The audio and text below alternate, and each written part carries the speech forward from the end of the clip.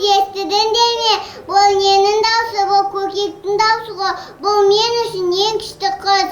Жоқ, мен ең күшті қызды білем, ол қарға, олар топтанып жүріп, табиғатты қорғап жүреді. Жоқ, ең күшті ол жуар, ол кез келген жерде жауады. Жоқ, ең күшті ол аю, ол ешкімнен қорықпайды. Достар, сендер қателесіп тұрсыңдар, ең күшті бұл Дәуіт. Дәуіт па? Өзі көп кішкентай. Үші де жоқ. Жоқ, апам маған Дәуіт туралы ертегі оқып берген. Сенбесеңдер жүріңдер, апамның ертегісін тыңдап көрейік.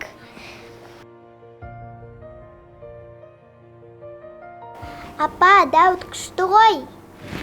Апа, Дәуіт күшті емес қой. Жоқ, күшті емес. Балаларым, Дәуіт, мен сендерге қазір қарлығаш пен Дәуіт ертегісін айтып берейін.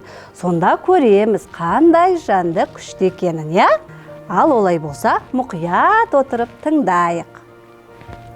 Бір қарлығаш жардың қуысына ұя салып өмір сүріпті.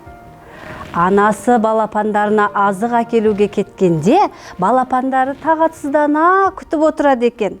Бір күні қарлығаштың балапандарын жемекке жауыз жылан өрмелеп ағашқа шығып бара жатады. Мұны көрген қарлығаш шыр-шыр етіп, аспан мен жерді шарлап, шырылдап балапандарына арашашы іздейді. Содан ол көкекке барады. Көкек, мені бүркіт қонаққа шақырып еді. Менің уақытым жоқ, дейді көкек. Қарлығаш содан қарғаға барыпты. Қарға болса, мен үйленгелі жатырмын, менің мазамды алма, дейді. Қарлығаштың амалы таусылып, шырылдап, аспан мен жерді шарлап, шырылдап ұша береді. Бір кезде Дәуітті көреді.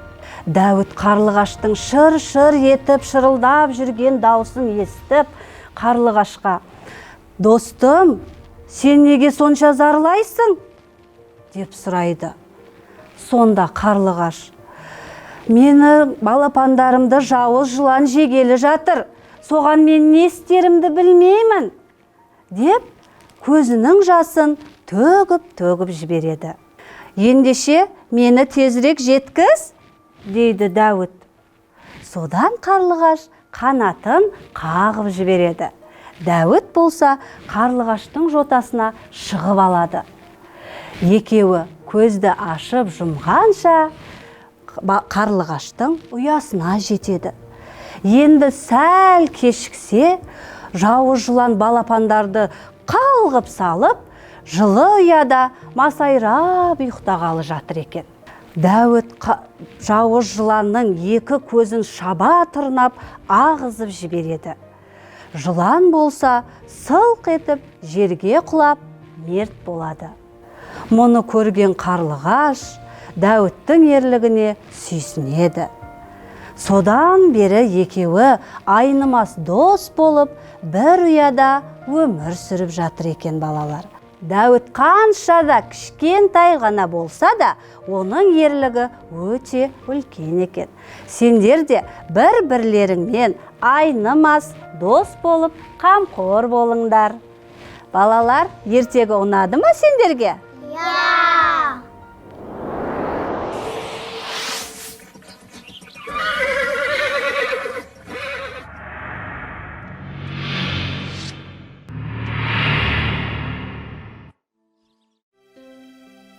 Туған жердің әрбір сайы мен қырқасы, тауы мен өзені тарихтан сыр шертеді. Әрбір жер атауының төркіні туралы талай-талай аңыздар мен әңгімелер бар. Әрбір өлкенің халқына суықта пана, ыстықта сая болған, есімдері елесінде сақталған бір туар перзенттері бар. Осының бәрін жас ұрпақ біліп өсуі тиіс. Нұрсұлтан Назарбаев.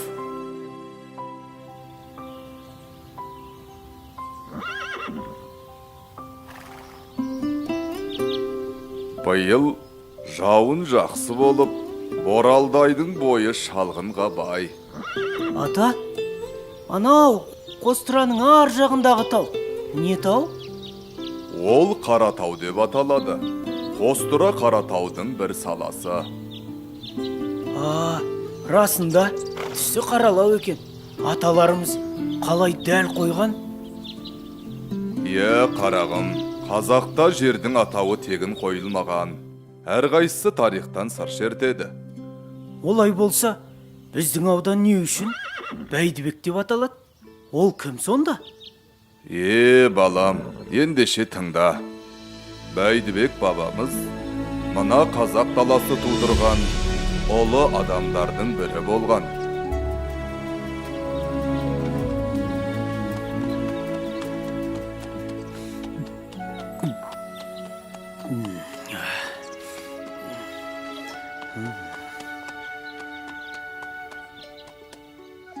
Ассалаумағалейкум, ақсақал. Уағалейкумассалам. Жақын жерде ел жоқ. Айдалада неге жүрсіз? Жаяу екенсіз. Тағдырдың жазғаны да шырағым. Су ішіңіз, ақсақал. Суың аз екен. Жол алыс, өзіңе керек болар. Ештеңе етпейді. Алыңыз. Енді атқа отырыңыз. Мен жетектейін. Өзіңше? Мен жаспын ғой. Сіз қариясыз. Мініңіз. Есімің кім, қарағым? Бәйдібек. Жомарт, мейірімді бала екенсің. Ер батамен көгереді. Жай қолыңды. Ұрпағың сенің көп болып, кең даланы жайласын. Қот береке үзілмей, басынан бақ таймасын. Жолбарыстай рухы бар ата-баба әруағы әрқашан сені қолдасын. Әумин. Әумин. Рахмет, ақсақал. Мынау қайда кетті? Сен көрмедің бе? Әлде Қыдыр ата болды ма екен? Қызық екен.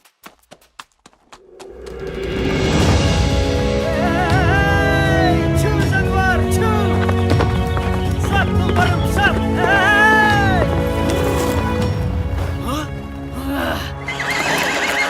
Көрсетейін мен сендерге. Чу!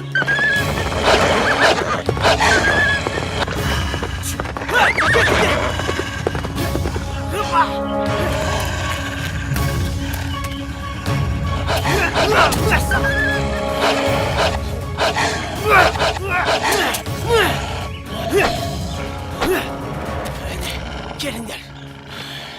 Көрсетейін мен сендерге. Ал. Қайда барасыңдар? Міне, осындай жомарт, мейірімді мінезімен өжет рухының арқасында жас Бәйдібек ел арасында беделді азаматқа айналып, үлкен дәулетке ие болады. Келе-келе ел ағасына айналған ол, өзінің даналығымен ел даузына қаратып, билік айтып, Бәйдібек би атанады.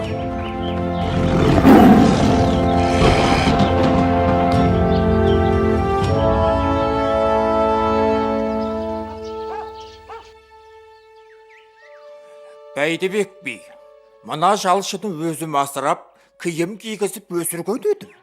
Енді менен ақыдам етеді.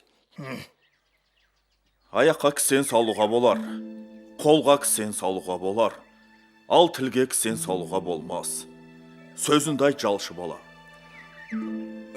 Байекеңнің асырағаны рас, бірақ мен күн демей, түн демей, неше жыл жылқысын бақтым, шашау шығармадым. Ошағының оты болып жанып, күлі болып шықтым. Бияға, ендігі төрелігін өзіңіз айтыңызшы. Әлсізге араша болмасақ, билігіміз қайда. Әділдіктен бейге ештеңе жоқ. Аққа қашан да Құдай жақ. Бай, сенің жалшыға ат ақысын беретін жөнің бар. Кесім осы. Көндім. Рахмет, бияға.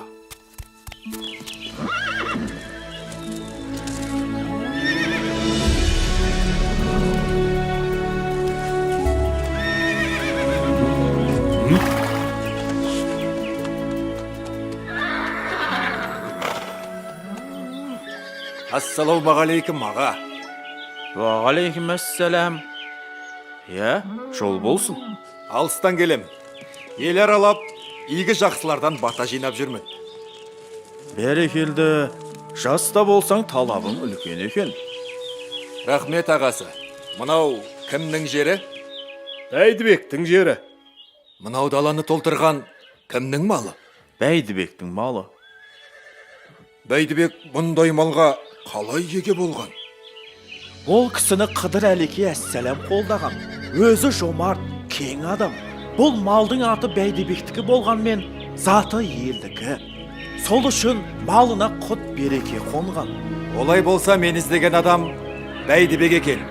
Сол кісінің батасын алайын. Жолың болсын. Рахмет аға, амандықта көріскенше.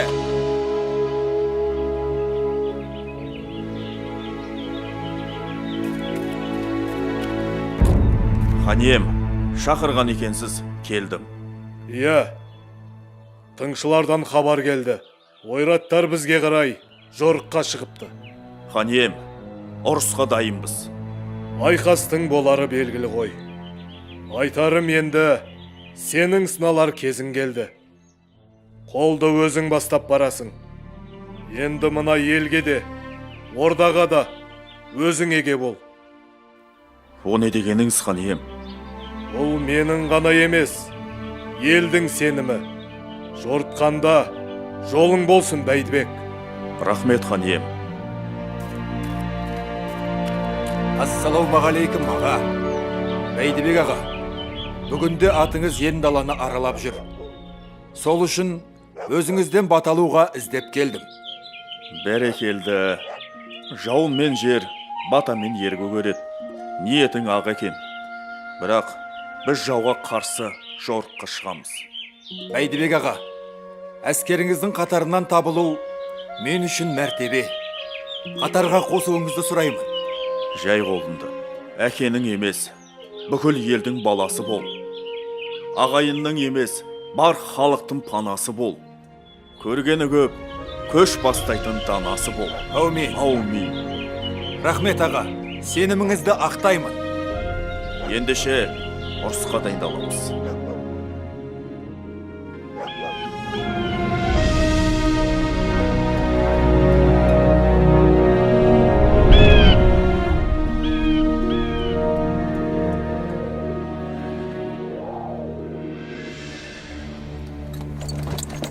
Ва! Көк тәңіріңнің ұлдары, ел басына күн туды. Осындағы үйсім бар. Қазғұртты жайлаған қаңлы, шанышқылы жұртым бар. Азулы арғын, қарағаштай қалын найман, сүйхундағы қоңырат. Бірлігімізді дәлелдейтін кез келді. Сен қоштасаң, мен бастауға дайынмын. Ей, Бәйдібек! Сөзге ұста екенің көрініп тұр. Енді іске көшейік. Шық жекпе-жекке! Қаратаудың етегін қанға бояймын.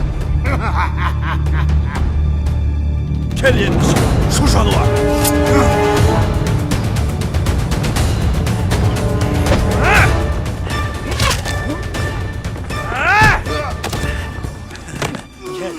Кел, тұрғаны.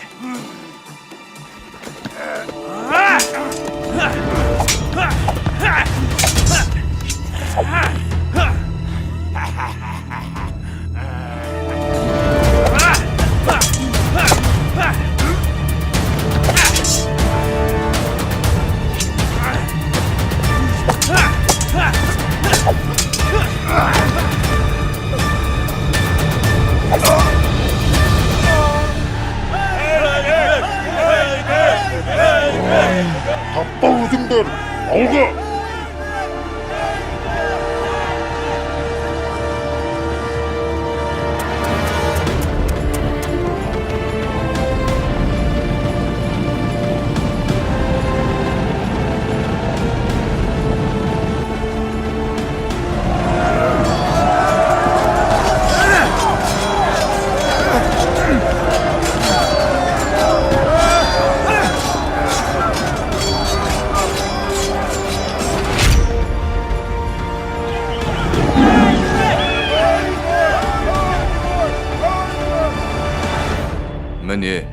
Бүгінде қазақ шежіресінің сан түрлі тармақтары сол Бәйдібек бабамыздан тараған. Бәрі де қазақ шаңырағының бір уығы десе болады. Ата, олай болса ауданымыздың аты Бәйдібек деп өте дұрыс қойылған екен. Әрине, 1996 жылы елбасымыз Нұрсұлтан Назарбаев арнайы жарлығымен ауданымыздың атын Бәйдібек деп белгіледі. Оңтүстік Қазақстан облысының Алғабас ауданының аты Бәйдібек ауданы болып өзгертілсін.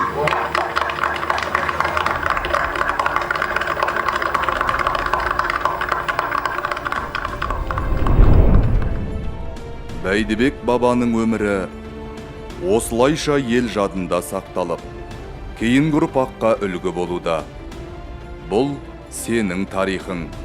Тарихыңмен мақтана біл, балам. Керемет. Түсіндім, ата.